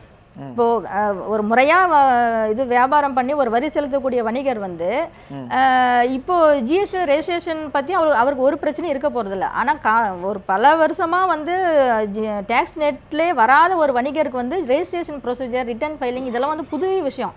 இதனால வர்ற கன்ஃபியூஷன் தான்ன்றது வந்து எங்கள் தரப்பு வாதம். அவங்களுக்கு வந்து சென்ட்ரல் எக்ஸைஸ் அண்ட் வேட் ரெண்டையும் சேர்த்து என்ன ரேட் ஆஃப் டேக்ஸ் வருதோ அது நியரஸ்ட் ப்ராக்கெட்லாம் ஃபிக்ஸ் பண்ணியிருக்காங்க. தமிழ்நாட்டை பொறுத்த வரைக்கும் நம்ம எக்ஸம்ஷன் கொடுத்துருந்தோம். பட் இந்த ஜிஎஸ்டி வந்து ஆல் ஓவர் இந்தியா ஒரே ரேட் ஆஃப் டேக்ஸ்ன்றதுனால அவங்களுக்கு இது ரேட் ஆஃப் டேக்ஸ் வந்திருக்கு.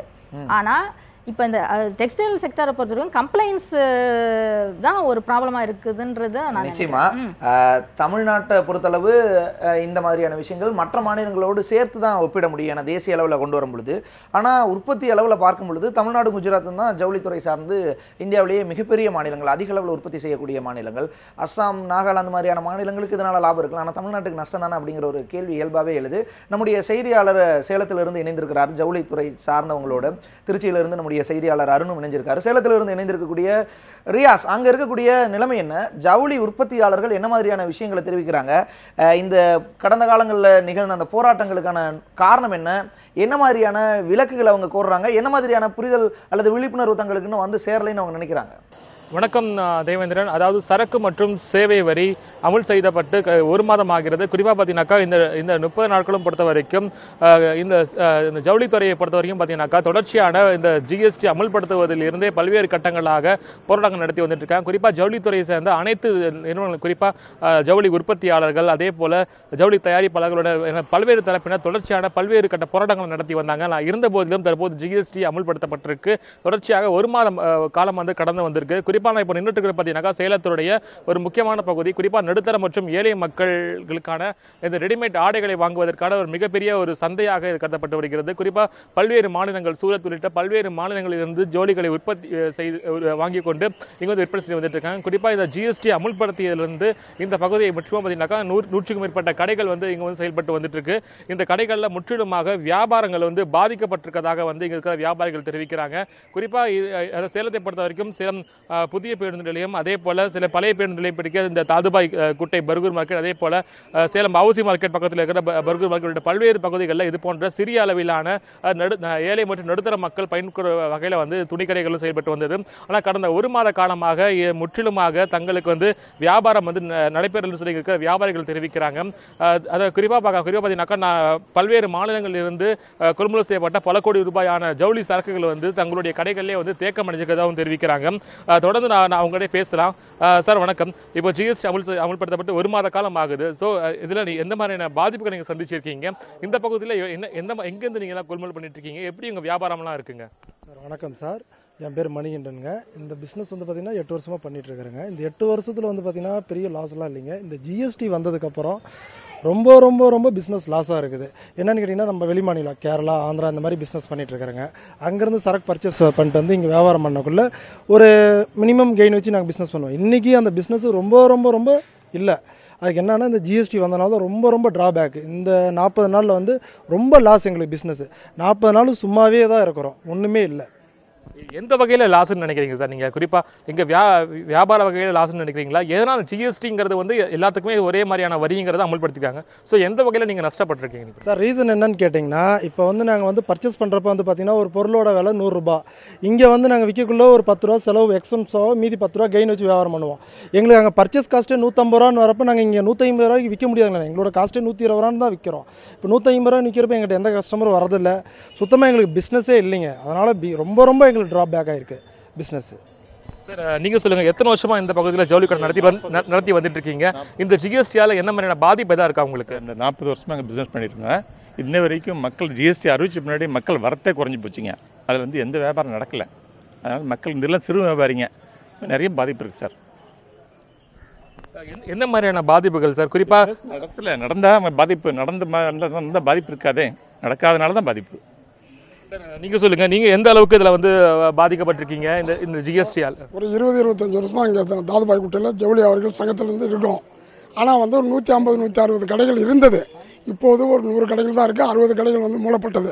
இப்போ இருக்கிறதுல இந்த சிஎஸ்டி பிரச்சனைனால எங்களுக்கு பாதிப்புகள் வந்து வியாபாரம் குறைகள், இந்த பிரச்சனைகள், பணப்போக்குவரத்து இதெல்லாம் இல்லாதனால நாங்கள் பார்க்குறதே நடுத்தர மக்களை பற்றி தான். அவங்களுக்கே எங்களுக்கு ஆதரவு இல்லை. அப்படி இருக்கும்போது வியாபாரம் பாதிப்பு இருக்கிறதுனால டோட்டல் எங்களுக்கு லாஸ். அதனால் வந்து எங்களுக்கு வெளியே பர்ச்சேஸ் பண்ண முடியல, வர முடியல. இத்தனை குறைகள் இருக்கிறதுனால எங்களுக்கு லாஸ் இருக்குது சார். நீங்கள் சொல்லுங்கள், இந்த பகுதியை பொறுத்த வரைக்கும் வியாபாரம் எப்படி இருக்குது? எல்லாருமே பாதிப்புங்கிறாங்க. ஸோ உங்களுக்கு எவ்வளோ கோடி ரூபாய் பொருட்கள்லாம் இங்கே தேக்கம் அடைஞ்சிருக்கு? என்ன மாதிரியான பாதிப்புகளாக இருக்குங்க சார்? ரீசெண்டாக 7 டேஸ் கடை திறக்கும் சார். இப்போ வியாபாரம் இல்லைனால 5 டேஸ் தான் திறக்க முடியுது. அதெல்லாம் டைம் கொஞ்சம் எப்போ நைட்டு 10 o'clock இருக்குங்க சார். இப்போ 8 o'clock தான் முடியுது. நாங்கள் வந்து 5 to 8% இப்போ டேக்ஸ் வர சொல்லியிருக்காங்க. விற்கிறதே கம்மி பர்சன்ட் தான் நம்ம வைக்கிறது. அதில் டேக்ஸ் வச்சா எப்படி சார் விற்கிறது ஃபுல்லாக? அது சேல்ஸ்மேனுக்கும் கொஞ்சம் கொடுக்க முடியல சேலரிலாம், அது கொஞ்சம் ஜிஎஸ்டினால கொஞ்சம் இதாக இருக்குது சார். தேவேந்திரன், அதாவது முக்கியமான சில கருத்து சொல்லியிருக்காங்க. குறிப்பாக வாரத்தில் 7 நாட்களும் இந்த கடைகள் வந்து செயல்பட்டு வந்ததாக சொல்கிறாங்க. இந்த ஜிஎஸ்டி அமுல்படுத்திலிருந்து வாரத்தில் 5 நாட்கள் மட்டுமே தான் கடையை திறந்திருக்கிறதாக சொல்கிறாங்க. அது மட்டும் இல்லாமல் குறிப்பாக இங்கே வந்து இங்கே விற்பனையாளர்களுக்கு வந்து சம்பளம் கூட தர முடியவில்லை. அதே போல் காலை மாலை நேரங்களை பொறுத்த வரைக்கும் பார்த்தீங்கன்னாக்கா கடையோட நேரத்தையும் வந்து குறைச்சிருக்கதா சொல்கிறாங்க. மேலும் வந்து இது குறித்து பேசுவதற்காக இந்த பர்கூர் ஜவுளி சங்கத்துடைய தலைவர் நம்ம நினைச்சிருக்காரு. சார், நீங்கள் சொல்லுங்கள், இந்த பக்கத்தில் எவ்வளோ கடைகள்லாம் இருந்தது, இப்போ இந்த ஜிஎஸ்டியால் என்ன மாதிரியான பாதிப்புகள் இருக்குது, ஏன் நீங்கள் ஜிஎஸ்டிக்கு நீங்கள் மாறிட்டீங்களா, நீங்கள் ஜிஎஸ்டி மாறினது என்ன மாதிரி பாதிப்பு இருக்குன்னு நினைக்கிறீங்க? ஜிஎஸ்டி மாறி இருக்கோம். இப்போ ஆல்ரெடி டின் நம்பர் வச்சுருந்தோம், இப்போ ஜிஎஸ்டிக்கு மாறி இருக்கிறோம்.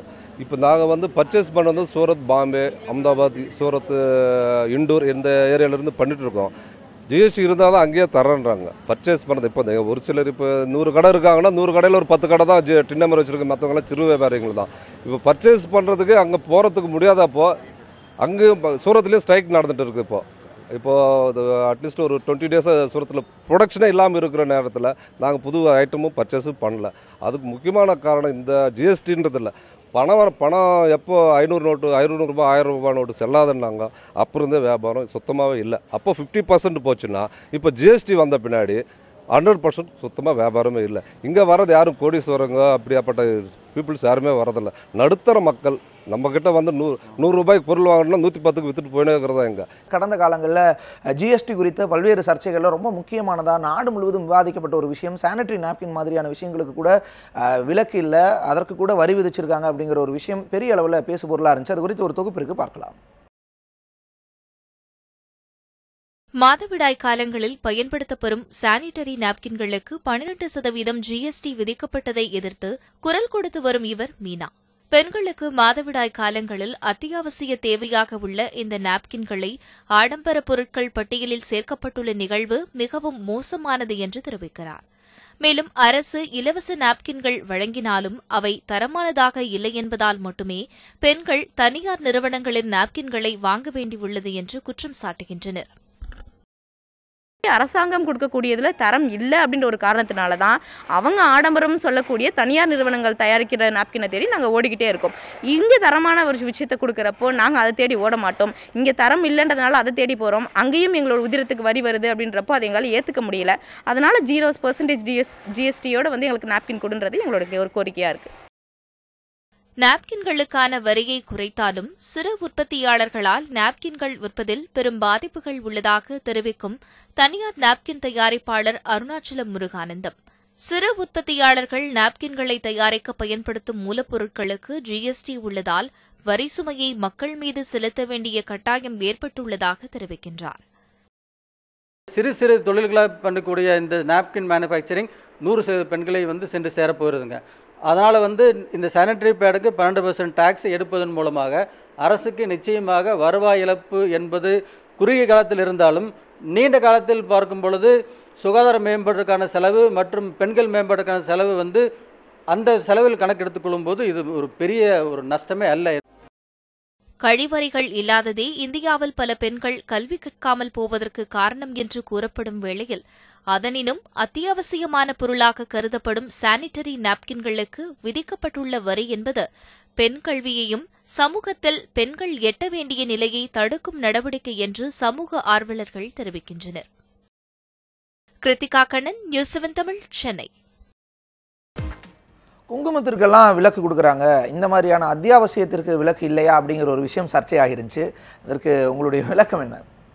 இப்போது சானிட்டரி நாப்கின்ஸ்க்கு வந்து 12% ஜிஎஸ்டியில் போட்டிருக்காங்க. இதுலேருந்து என்ன தெரியுது? ஏற்கனவே அதுக்கு நம்ம வரி கட்டிட்டு இருந்திருக்கோம் தானே இதுலேருந்து நமக்கு தெரியுது. ஏற்கனவே வரி இல்லாமல் இருந்திருந்தா, எக்ஸைஸ் டியூட்டியோ வேட்டோ இல்லாமல் இருந்ததா கண்டிப்பாக அது 0 ரேட்டில் தான் இருந்திருக்கும். இப்போ 12% வரி ஏன் போட்டிருக்காங்கன்னா ஏற்கனவே நம்ம வரி கட்டியிருக்கோம். ஏன் அதுதான் நான் திரும்ப சொல்ல வரேன். நம்ம வந்து இன்டைரக்ட் டேக்ஸஸில் எவ்வளோ ரேட் ஆஃப் டேக்ஸ் கட்டணுன்றது வந்து மக்களாகி நமக்கு தெரியவே இல்லை. வேட் மட்டும்தான் தெரியுது, அதுக்கு நம்ம உள்ளே ஒளிஞ்சிருக்கிற எக்ஸைஸ் டியூட்டி தெரியவே இல்லை. இப்போ இதுக்கு முன்னாடி ஜிஎஸ்டி முன்னாடி பார்த்தீங்கன்னா வேட்டு ப்ளஸ் எக்ஸைஸ் டியூட்டி சேர்ந்து 13.6% அந்த சானிட்டரி நாப்கினுக்கு இருந்திருக்கு. அதை வந்து 12% பிராக்கெட்டில் கொண்டு வந்திருக்காங்க. ஸோ இப்போ மக்களுக்கு தெரியும் 1.5% குறைஞ்சிருக்கு. ஸோ மக்களுக்கு வந்து இப்போ நானுமே பப்ளிக் தான். இப்போ தெரிய வர்றது என்னன்னா, நம்ம ஓவராலாக எவ்வளோ ரேட் ஆஃப் டேக்ஸ் கட்டி ஒரு பொருளை வாங்கணுன்றது வந்து ஜிஎஸ்டிக்கு அப்புறம் தான் தெரியுது. இது வந்து ஜிஎஸ்டியோட மிகப்பெரிய வெற்றின்னு கூட சொல்லலாம். ஒரு ஒரு ஒரு சாதாரண மனிதன் வந்து ஒரு பொருளுக்கு எவ்வளோ ரேட் ஆஃப் டேக்ஸ் கட்டி வாங்குறாருன்றது ஜிஎஸ்டிக்கு அப்புறம் தான் தெரிய வருது. அதுக்கு முன்னாடி வந்து அதுக்குள்ளே ஒளிஞ்சிட்டு இருக்கிற டேக்ஸோ இல்லை அவர் வெளிப்படையாக கட்டின வேட் பற்றியோ கவலையே படல. இப்போ ஜிஎஸ்டின்றது வந்து அப்பரண்ட்டாக எல்லாருக்குமே தெரியும், டிரான்ஸ்பரண்ட்டாக இருக்கிறதுனால தான் உங்களுக்கு வந்து வரி போட்ட மாதிரி தெரியுது. இப்போ இதுவே சானிடரி நாப்கின் வந்து ரேட் ஆஃப் டேக்ஸ் 0ல் இருந்திருந்தால் கண்டிப்பாக இதுக்கு வந்து 0 ரேட் தான் கொடுத்துருப்பாங்க. இதுக்கு ஜிஎஸ்டிக்கு முன்னாடி 13.6% அதோட ஒட்டுமொத்த டேக்ஸ் ரேட்டு, எக்ஸைஸ் டியூட்டியும் வேட்டும் சேர்த்து. அது வந்து இப்போ 12% பிராக்கெட்டில் வச்சுருக்காங்க. இருந்தாலும் ஒரு பெண்களின் நலன் கருதி இந்த இஷ்யூ வந்து ஜிஎஸ்டி கவுன்சிலுக்கு போச்சுன்னா நிச்சயமா அவங்க ஒரு நல்ல தேர்வு கொடுப்பாங்க. பெண்களின் சார்பில் காங்கிரஸ் எம்பிக்கள் கூட சென்று அருண்ஜேட்லியிடம் இது குறித்து மனு கொடுத்திருந்தாங்க. ஜிஎஸ்டி கவுன்சில் கூடுவதற்கு முன்பாக, இந்த அமலுக்கு வருவதற்கு முன்பாக 2 மாதங்களுக்கு முன்பாகவே. ஆனால் அது இன்னும் தொடர்ந்துட்டு தான் இருக்கு. உங்களுடைய கருத்து என்ன? இந்த விஷயத்துக்கு விலக்குங்கிறது ஒரு அவசியமான தேவையா? இந்தியா முழுவதும் சுகாதாரத்தை பற்றி பேசிட்டு இருக்கக்கூடிய சூழல்ல சுகாதாரத்தின் அடிப்படையில் வந்து இது கண்டிப்பாக வந்து வரி விலக்கு கொடுக்கப்பட வேண்டிய விஷயம். இது வந்து அதோட இன்புட்ஸ் வந்து டேக்ஸபிள் இல்லை நான் டேக்ஸபிள்ன்ற கொஷனுக்கே போகாமல் இது வந்து ஒரு அத்தியாவசிய தேவை. இந்தியாவில் இருக்கிற 50% பெண்கள் தான்.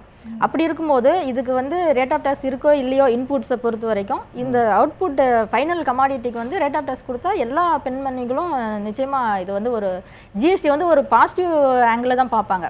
அட்லீஸ்ட் அந்த ஒரு இதுக்காகவே இதுக்கு எக்ஸம்ஷன் கொடுக்கலாம்.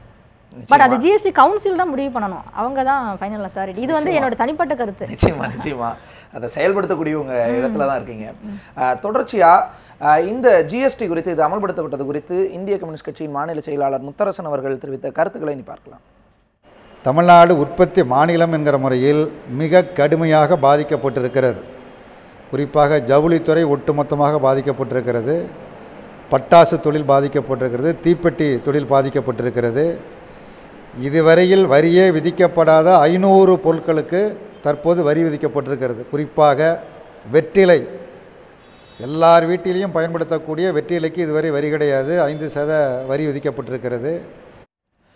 இந்திய கம்யூனிஸ்ட் கட்சியினுடைய மாநில செயலாளரினுடைய கருத்துக்களை பார்த்தோம். தீப்பெட்டி தொழிற்சாலைகள், பட்டாசு தொழிற்சாலைகள் மாதிரியான சிறு குறு தொழிற்சாலைகள் ஒரு பெரிய அளவில் உற்பத்தியை பாதிக்கப்பட்டிருக்கு அப்படிங்கிற ஒரு விஷயத்தை முன்வைக்கிறாங்க. ஒரே வரி விதிப்பு அப்படிங்கிறது உற்பத்தியை பெருக்கும், உற்பத்தி செலவினங்களை குறைக்கும்னு சொல்கிற நேரத்தில் அது வந்து உற்பத்தியை பாதிக்குது அப்படிங்கிற குற்றச்சாட்டு நம்ம தொழிலாளர்கள்ட்ட மொத்தம் உற்பத்தியாளர்கள்ட்ட அந்த கருத்து வருது. இதை எப்படி எதிர்கொள்ளலாம்? அது உற்பத்தியை பாதிக்கிற மாதிரியான அம்சம் வந்து ஜிஎஸ்டியில் கிடையவே கிடையாது. ஏன்னா இப்போது நீங்கள் அந்த முதல்ல டெக்ஸ்டைல் மார்க்கெட் காட்டினீங்க, அதில் வந்து எல்லாமே சின்ன சின்ன வணிகர்கள் தான். நிச்சயமாக அவங்களோட ஆண்டு வணிகத் தொகை வந்து 20 லட்ச ரூபாய்க்குள்ளே தான் இருக்க போகுது. அப்படி இருக்கவங்க வந்து ரெஜிஸ்ட்ரேஷனே பண்ண தேவையில்லை, டேக்ஸும் கட்ட தேவையில்லை. அதே மாதிரி ஒரு பிஸ்னஸ் எஸ்டாப்ளிஷ்மெண்ட் வச்சிருக்கிறவர் வந்து 75 லட்சம் வரைக்கும் ஒரு 1% ரேட் ஆஃப் டேக்ஸ் கட்டினா போதும். இந்த மாதிரி நிறைய சலுகைகள் வந்து ஜிஎஸ்டியில் கொடுத்துருக்கு. அதே மாதிரி உற்பத்தியாளர்களும் வந்து 75 லட்சம் வரைக்கும் அவங்களோட வணிகத் தொகை இருக்கும்போது 2% ஃப்ளாட் ரேட் ஆஃப் டேக்ஸ் கட்டினா போதும். அப்படி இல்லை எனக்கு ஐடிசி கிரெடிட் வேணுன்றவங்க வந்து ரெகுலர் ரேட் ஆஃப் டேக்ஸில் கட்டலாம். ஆனால் இப்போ வந்து எல்லாருமே ஐடிசி பெனிஃபிட்டை வந்து சுத்தமாக மறந்துடுறாங்க. முதல்ல வந்து ஜிஎஸ்டிக்கு முன்னாடி வந்து நீங்கள் இன்ட்ரெஸ்ட் ரேட் பர்ச்சேஸ் பண்ணிங்களா கிரெடிட்டே எடுக்க முடியாது.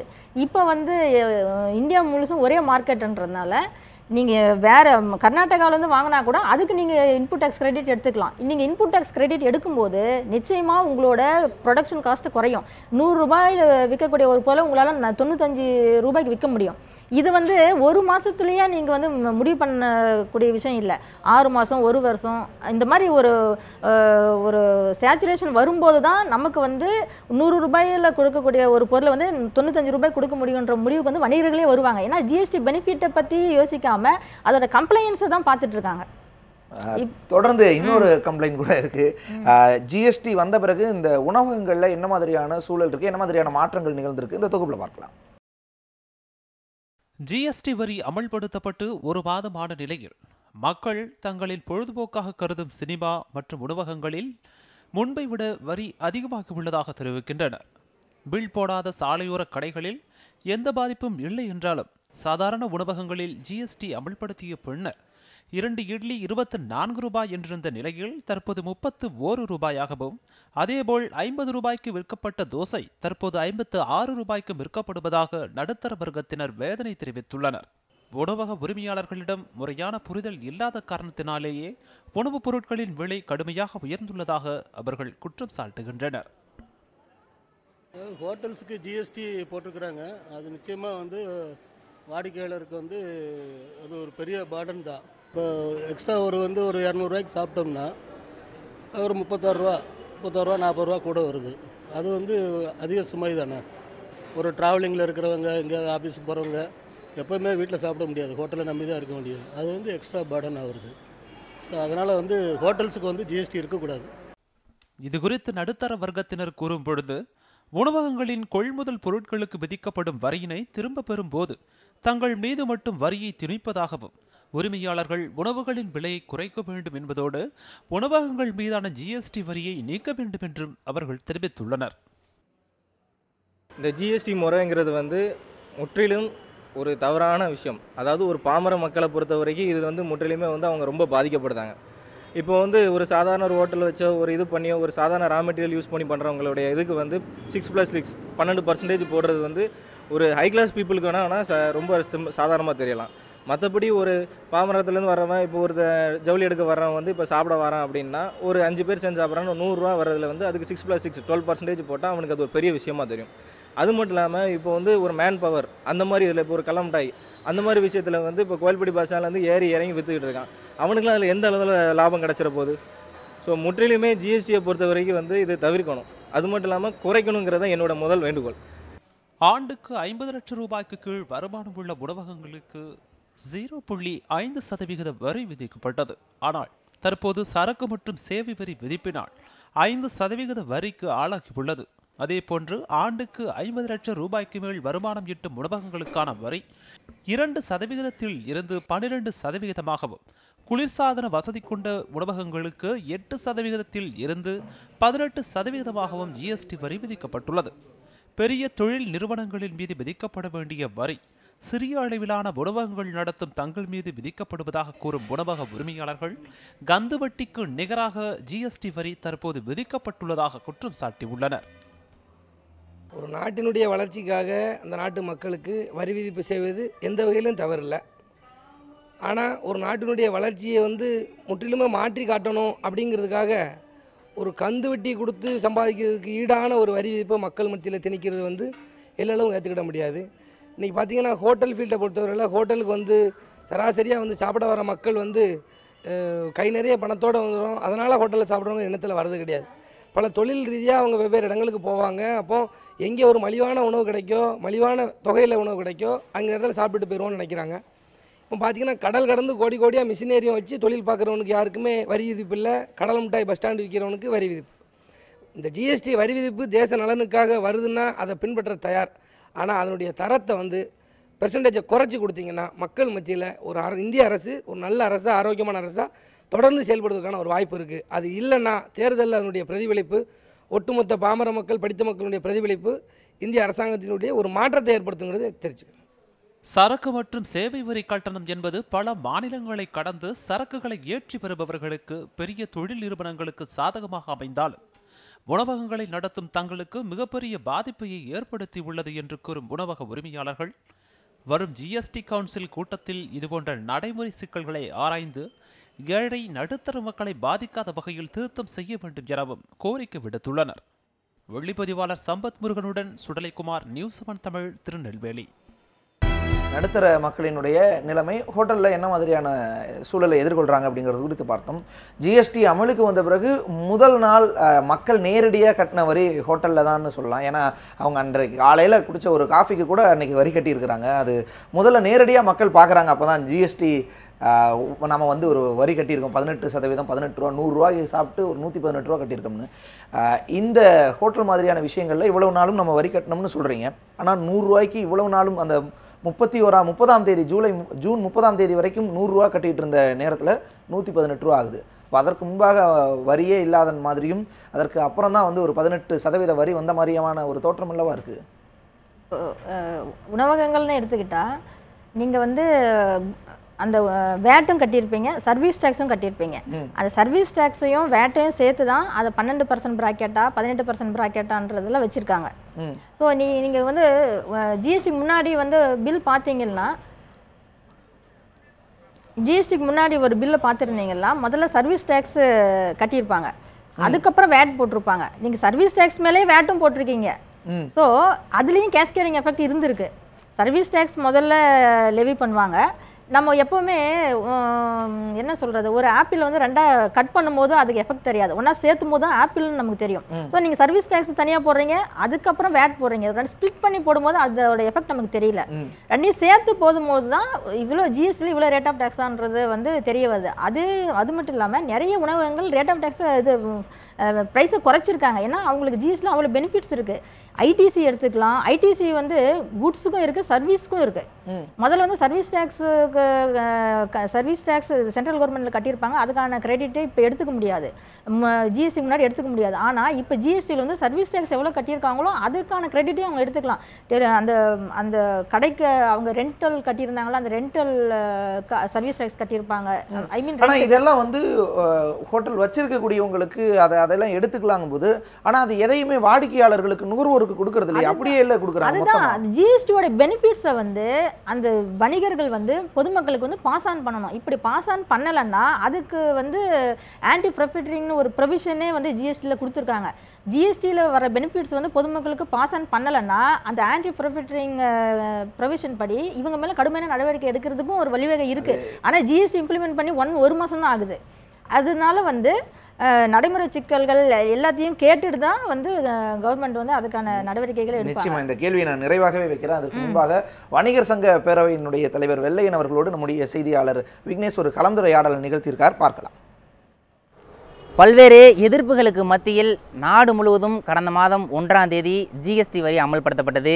இந்த நிலையில் தமிழகத்தில் இருக்கக்கூடிய வணிகர்களுக்கு இந்த ஜிஎஸ்டி வரியானது ஒரு மாதம் கடந்த நிலையில் எந்த அளவில் தாக்கத்தை ஏற்படுத்தி இருக்கிறது என்பது தொடர்பாக நம்மிடையே பேசுவதற்கு வணிகர் சங்க பேரவையின் தலைவர் வெள்ளையன் இணைந்திருக்கிறார். அவரிடம் கேட்கலாம்.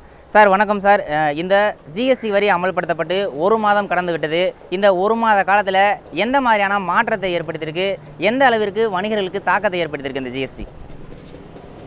அதாவது ஜிஎஸ்டியில் எல்லாருமே கட்டாயமாக தங்களை பதிவு செய்து கொள்ள வேண்டும் வியாபாரிகள். அப்படி இல்லாதவங்களால் சில பொருள்களை வாங்கி வியாபாரம் செய்ய முடியாது. ரொம்ப பக்கத்தில் யாருக்கிட்டையாவது சின்ன அடுத்த கட்டமான வியாபாரிகள்கிட்ட வாங்கி விற்கணும். நேரடியாக கொள்முதல் செய்வது என்பது இயலாத காரியமாக இருக்கும். என்னை பொறுத்தளவில் இந்த ஜிஎஸ்டி வரி விதிப்பில் என்ன பாதிப்பு வந்திருக்கு, இதிலிருந்து நிவாரணம் கிடைக்கணும்னா என்ன செய்யணும், இந்த பாதிப்பெல்லாம் இல்லாமல் இருக்கணும் நம்ம என்ன செய்யணும், இப்படியெல்லாம் இதில் ஆராய்ச்சி செய்ய விரும்பவில்லை. ஏன்னா ஜிஎஸ்டி வரி விதிப்பு என்பது முதல்ல எதுக்காக கொண்டு வந்திருக்காங்க அப்படின்னு பார்க்கணும். அடுத்து இதனால் என்ன பாதிப்பு, அது பிறகு முதல்ல ஏன் கொண்டு வந்திருக்காங்க அப்படின்னா, ஏற்கனவே நம்ம ஊரில் ஒரு வரி விதிப்பு முறை இருந்துச்சு. அது 1959 இருந்து இருந்துச்சு. இடையில் 2007 வாட்டுங்கிற வரியை கொண்டு வந்தாங்க, மதிப்பு கூடுதல் வரியை. அப்போ அதுதான் ரொம்ப நல்ல வரி அப்படின்னு கொண்டு வந்தாங்க. இப்போ அதை டைவர்ஸ் பண்ணிவிட்டு புதுசாக ஜிஎஸ்டி என்கிற வரியை கல்யாணம் பண்ணிட்டாங்க. அப்படின்னா அந்த வரி என்ன, அந்த வாட்டு வரி நல்லதுன்னு கொண்டு வந்தீங்களே அது நல்லதுன்னு இப்போ தான் உங்களுக்கு தெரிஞ்சிச்சா இந்த ஆட்சியாளர்களுக்கு? இப்போ இதுதான் நல்லதுன்னு இதை கொண்டு வராங்களே, இன்னும் கொஞ்ச நாள் கழித்து இது நல்லதுன்னு இதை டைவர்ஸ் பண்ணிட்டு வேறு எதையாவது கல்யாணம் பண்ணிக்குவாங்களா? இவங்களுக்கு நிலையான புத்தியே கிடையாதா, அல்லது அறிவே கிடையாதா, சொந்த புத்தி இல்லையா? அதுதான் முக்கியம். சொந்த புத்தி இல்லை, அறிவுலாம் இருக்குது, அறிவார்ந்த தலைவர்கள் தான், அதெல்லாம் இல்லைன்னு சொல்ல முடியாது. அந்த அறிவு இருக்கிறதுனால கிரிமினல் மாதிரி செயல்பட முடியுது, இல்லைன்னா செயல்பட முடியாதுல்ல. அதனால் இவங்களுக்கு சொந்த புத்தி இல்லை. அப்போ இந்த வரி விதிப்பெல்லாம் எப்படி இவங்களால் கண்டுபிடிச்சி கொண்டு வர முடிஞ்சிச்சு அப்படின்னா, இதெல்லாம் எங்கேயோ இருந்து வந்த புத்தி. யாரோ சொல்கிறத கேட்டு இவனுங்க இந்த தலைவருங்க செய்கிறாங்க. யாரோ சொல்கிறதுனா என்ன, அமெரிக்காவிலேருந்து சொல்கிறாங்க, அமெரிக்காவிலேருந்து போகிற உத்தரவை நிறைவேற்றுறாங்க. அதனால தான் இவங்க சொந்த புத்தி இல்லாமல் அங்கேருந்து வந்த புத்தியில் எதை செஞ்சுக்கிட்டு இருக்காங்க. இது நாட்டுக்கு நல்லதா மக்களுக்கு நல்லதா அதை பற்றிலாம் கவலைப்படுற மாதிரி இவங்க கிடையாது. அவரோட கருத்துக்களை பார்த்தோம் வணிகர் சங்க பேரவையினுடைய தலைவர். தொடர்ச்சியாக இங்கே வணிகர்கள் இந்த ஜிஎஸ்டியை வந்து முழுமையாக இன்னும் ஏற்றுக்கிட்டாங்களான்னா தெரியல. இதற்கு என்ன காரணம்னு நினைக்கிறீங்க? அவங்களுக்கான சிக்கல் என்னவா இருக்கும்னு நினைக்கிறீங்க? அதை எப்படி மாற்றணும்னு நினைக்கிறீங்க? அதான் ஜிஎஸ்டி பற்றி இன்னும் ஒரு தெளிவான புரிதல் இல்லை. அதோட பெனிஃபிட்ஸ் என்னன்றதை வந்து அவங்க வந்து இன்னும் பார்க்கலன்னு நினைக்கிறேன். குறிப்பாக வந்து ஜிஎஸ்டியில் பார்த்தீங்கன்னா எவ்வளோ பெனிஃபிட்ஸ் இருக்குது. 20 லட்சம் வரைக்கும் நீங்கள் ரெஜிஸ்ட்ரேஷனே பண்ண தேவையில்லை. 75 லட்சம் வரைக்கும் நீங்கள் வந்து ஃப்ளாட் ரேட்டில் காம்போசிஷன் ஸ்கீமில் 1%, 2%, 5% கட்டினா போதும். அது மட்டும் இல்லாமல் இப்போது all over India border check போஸ்ட்லாம் ரிமூவ் பண்ணியிருக்காங்க. லாஜிஸ்டிக் காஸ்ட் குறைஞ்சிருக்கு. அதுக்கு முன்னாடி வந்து இன்ட்ரெஸ்டேட் பர்ச்சேஸ் பண்ணிங்களா நீங்கள் கிரெடிட் எடுக்க முடியாது. ஆனால் ஜிஎஸ்டியில் நீங்கள் இன்ட்ரெஸ்டேட் பர்ச்சேஸ் பண்ணிங்களா கிரெடிட் எடுக்க முடியும். அதே மாதிரி இதுக்கு முன்னாடி வந்து நீங்கள் ஒரு உற்பத்தியாளர்னு எடுத்துக்கிட்டால் நீங்கள் சென்ட்ரல் எக்ஸைஸ் ஆஃபீஸருக்கும் ரிப்போர்ட் பண்ணணும், சர்வீஸ் டேக்ஸுக்கும் ரிப்போர்ட் பண்ணணும், வேட்லேயும் ரிப்போர்ட் பண்ணணும். ஆனால் இப்போ வந்து ஜிஎஸ்டியில் அப்படி கிடையாது. வேலையே குறைஞ்சிருக்கு. ஆமாம், சிங்கிள் இன்டர்ஃபேஸ் தான். நீங்கள் வந்து சென்ட்ரல் எக்ஸைஸ்க்கு ரிட்டர்ன் ஃபைல் பண்ணியிருப்பீங்க, சர்வீஸ் டேக்ஸ் ரிட்டர்ன் ஃபைல் நிச்சயமா. ஆனால் இந்த ஒரு மாசத்துல நம்ம பார்க்கும் பொழுது இந்த வேலை ரொம்ப சிக்கலானதா அதிகரிச்சதா இருக்குதோ அப்படிங்கிற ஒரு பார்வை தான் முன்னெழுது. அது மட்டும் இல்லாமல் நிறைய வரி கட்டுற மாதிரி, அதிகமான வரி முன்ன நிறைய வரி கட்டினாங்க, நிறைய பிரித்து கட்டினாங்க. ஆனால் இப்போ ஒரே வரியை அதிகமாக கட்டுற மாதிரியான ஒரு தோற்றம் தான் இப்போ எழுது. அந்த மாதிரியான ஒரு பொது தன்மை தான் இருக்குது. திருச்சியிலிருந்து நம்முடைய செய்தியாளர் அருண் நினைஞ்சிருக்காரு. அருண், திருச்சியை பொறுத்தளவு அங்கே இருக்கக்கூடிய சிறு குறு உற்பத்தியாளர்கள், ஏன்னா நிறைய பொதுத்துறை நிறுவனங்கள் அதை சார்ந்த சிறு குறு உற்பத்தியாளர்கள் இருக்காங்க, அவங்க என்ன மாதிரியாக இதை பார்க்குறாங்க? ஜிஎஸ்டியால் உற்பத்திக்கான செலவு அப்படிங்கிறது பெரிய அளவில் குறைவதற்கான வாய்ப்பு இருக்குன்னு சொல்லப்படுது. அதை எப்படி அவங்க எதிர்கொள்கிறாங்க? சுருக்கமாக பதிவு செய்யுங்க அருண்.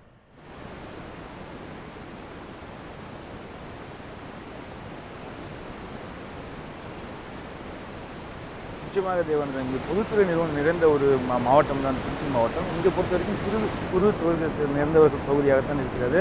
இந்த நிலையில் அவர்களிடமே கேட்கலாம். சார் வணக்கம். இப்போது ஜிஎஸ்டியால் இதில் வந்து வரவேற்பு இருக்குன்னு நினைக்கிறீங்களா, இல்லை வந்து இதால் வந்து என்ன பிரச்சனை இருக்குது? எங்களை பொறுத்த வரைக்கும் நாங்கள் உற்பத்தி தொழிலில் மேனுஃபேக்சரிங் செக்டாரில் இருக்கோம். சிறு குறு தொழில்களுக்கு ரன் பண்ணுறோம். எங்களுக்கு வந்து இந்த ஜிஎஸ்டினால் முக்கியமான 2-3 நன்மைகள் நடந்திருக்கு. இப்போ நாங்கள் வந்து வெளி மாநிலத்திலேருந்து எங்களுடைய மூலப்பொருளை வாங்கும்போது சிஎஸ்டி கட்டி வாங்குவோம், சென்ட்ரல் சேல்ஸ் டேக்ஸ் கட்டி வாங்குவோம். அதுக்கு எங்களுக்கு வந்து கிரெடிட் கிடையாது, அதை வந்து இன்புட் கிரெடிட் எடுக்க முடியாது. இப்போ ஜிஎஸ்டி வந்தவுடனே ஃபுல்லாக எங்களுக்கு கிரெடிட் உண்டு.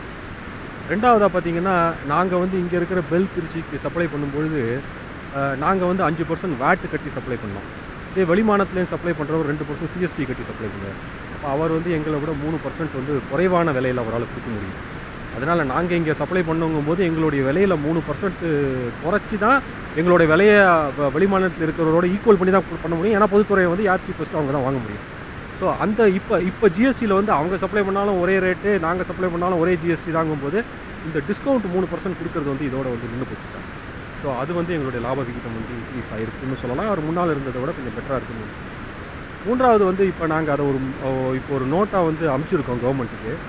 முன்னால் நாங்கள் வந்து அதாவது சில பாய்லருக்கு வந்து கலால் கிடையாது, எக்ஸைஸ் ஃப்ரீ பாய்லர்ஸ்னு சொல்லுவோம். கலால் வரி வந்து அது கிடையாது. அந்த கலால் வரி இல்லாத பாய்லருக்கு நாங்கள் சப்ளை பண்ணும்பொழுது நாங்கள் வாங்குகிற மூலப்பொருளுக்கு வந்து கலால் வரி கட்டி நாங்கள் வந்து வாங்குவோம். ஆனால் சப்ளை பண்ணுற ஃபைனல் ப்ராடக்ட்டுக்கு வந்து கலால் இல்லாமல் பில் பண்ண வேண்டியது. இப்போ கலால் கட்டப்படுற அந்த 12% வந்து எங்களுக்கு அப்படியே அந்த பணம் வந்து முடங்கி போகும். இந்த மாதிரி 12% 4 தடவை முடங்கி போச்சுன்னா 50% முடங்கி போய்டும் எங்களுடைய சிசி லிமிட்டில். இந்த பிரச்சனையை நாங்கள் கவர்மெண்ட்டுக்கு விளக்கி நாங்கள் வந்து அதை வந்து எங்களுக்கு வந்து நாங்கள் வந்து இந்த ஜிஎஸ்டி ரெஜிமில் நாங்களும் ஃபுல்லாக ஜிஎஸ்டி பில் பண்ணோம் அப்படின்னு சொல்லியிருக்கோம். அதை நோக்கி தான் எல்லாமே நகர்ந்துட்டு இருக்க மாதிரி எனக்கு ஒரு எண்ணம் வருது. அந்த மெமரண்டமும் நாங்கள் கவர்மெண்ட்டில் சப்மிட் பண்ணிருக்கோம், ஜிஎஸ்டி கவுன்சிலுக்கும் அமைச்சிருக்கோம். அது வந்துச்சுன்னா எங்களுக்கு இந்த 12% முடங்கிறதும் வந்து எங்களுக்கு வந்து நின்றுடும். ஸோ எங்களை பொறுத்த வரைக்கும் நாங்கள் உற்பத்தி தொழிலில் இருக்கோம். எங்களுக்கு வந்து அன்பில்டு சேல்ஸ்லாம் எதுவுமே கிடையாது. ஏன்னா எல்லாமே செக் ரெசிப்ட்ஸ் தான், பிஹெச்எல் மாதிரி எல்என்டி யாருக்கு பண்ணாலும். எங்களை பொறுத்த வரைக்கும் இந்த 3 விஷயங்களுமே வந்து சிஎஸ்டி இல்லாமல் ஜிஎஸ்டியில் வாங்குற இன்புட் கிரெடிட்டு, ரெண்டாவது இந்த டிஸ்கவுண்ட் கொடுக்காமல் இருக்கிறது, மூணாவது வந்து எக்ஸைஸ் ஃப்ரீ பாய்லர் கொடுக்குது. 3மே வரவேற்கத்தக்கதாக தான். சூப்பராக இருக்குது, நல்லது.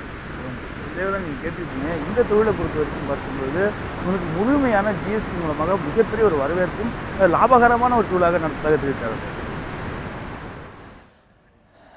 நிச்சயமாக அருண், உங்களுடைய தகவல்களுக்கு நன்றி. தொடர்ந்து மேம், நீங்கள் சொல்லிட்டு இருந்த விஷயங்களை சிறு குறு தொழிலாளர்கள் அதை சிலர் உணர்ந்தவங்க பதிவு செஞ்சுருக்கிறத பார்க்க முடியுது.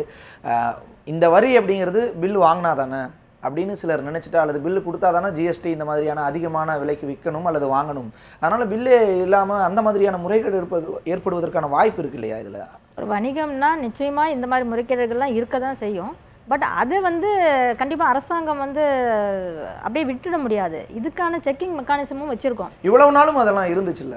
இவ்வளோ நாளும் இருந்தது. இவ்வளோ நாளும் நாங்கள் வந்து மத்திய அரசு நிர்வாகத்திலையும் மாநில அரசு நிர்வாகத்திலையும் என்ஃபோர்ஸ்மெண்ட் ஆக்டிவிட்டீஸ் இருக்க தான் செஞ்சது. இப்போ ஜிஎஸ்டி இம்ப்ளிமெண்ட் பண்ணி 1 மந்த் தான் ஆகுது. இப்போ அவங்களுக்கும் ஒரு ப்ரீத்திங் டைம் கொடுக்கணும். நிறைய நடைமுறை சிக்கல்கள் இருக்குது. அதனால என்ஃபோர்ஸ்மெண்ட் ஆக்டிவிட்டீஸை வந்து இப்போதைக்கு ஸ்டாப் பண்ணி வச்சுருக்கோம். ஏன்னா ஜிஎஸ்டி பற்றி ஒரு நல்ல புரிதல் வந்து வணிகர்கள்கிட்ட இருக்கணும். அவங்க வந்து ஜிஎஸ்டியோட நடைமுறை சிக்கல்கள்லாம் விட்டுட்டு வெளியே வந்து ஸ்மூத்தாக பிஸ்னஸ் ரன் பண்ண ஆரம்பிக்கும் போது தான் அந்த என்ஃபோர்ஸ்மெண்ட் ஆக்டிவிட்டீஸ் இருக்கும். ஆனால் பில் இல்லாமல் வணிகம் பண்ணுறது வந்து சட்டப்படி குற்றம் தான். அதுக்கான நடவடிக்கைகள் வந்து நடவடிக்கை எடுக்கிறதுக்கு ஜிஎஸ்டியில் ப்ரொவிஷன்ஸ் இருக்கவும் செய்யுது. உங்களுடைய வருகைக்கும் நீங்கள் இணைஞ்சு பல்வேறு கருத்துக்களையும் ஜிஎஸ்டி குறித்த பல சந்தேகங்களுக்கு விளக்கங்களையும் அளித்ததுக்கு ரொம்ப நன்றி மேம். நன்றி. நம்முடைய செய்தியாளர்கள் அனைவருக்கும் நன்றி. அந்தந்த பகுதிகளில் இருக்கக்கூடிய வணிகர்களோடு இணைந்து உற்பத்தியாளர்களோடு இணைந்து இது குறித்த பல்வேறு அவர்களுடைய சந்தேகங்களை முன்னெடுத்து வைத்தமைக்கும் நன்றி. தொடர்ந்து ஜிஎஸ்டி குறித்த ஒரு புரிதல் இன்னும் பெரிய அளவில் வளர்க்கப்பட்டு இது குறித்த ஒரு தெளிவான மனநிலை ஏற்பட்டு இதனால் ஏற்படக்கூடிய பாதிப்புகளும் குறைக்கப்படும் அப்படிங்கிற நம்பிக்கையோடு நிறைவு செய்கிறேன். வணக்கம்.